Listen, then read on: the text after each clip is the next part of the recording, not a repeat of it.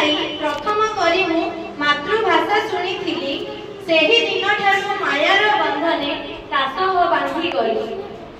प्रवासरे थिले जहाकु न शुणी अश्रुधारा आसे चाली गर्वरे कहिबी सिए ही मोर मातृभाषा बोली।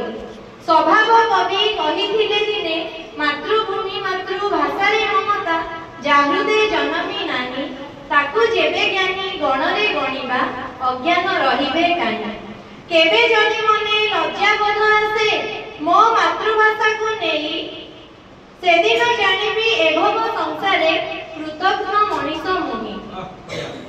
शयने सपने अबा जागरणे कीर्तनरे आसे जिए माँ परि मोर भारी से निजर मो मातृभाषा करा सिए। इतिहास खोली पढ़ी देख थरे हे इंग्राजी कुहा मनीष केते व्यथा आउ वेदनार दिन देखिछि मो मातृभाषा। शपथ करिबा संकल्प भी नेबा मातृभाषा को केबे हेय न करिबा ताहार स्थिति को सुदृढ़ करी ओडिया अस्मिता देबा बढाई ओडिया अस्मिता देबा।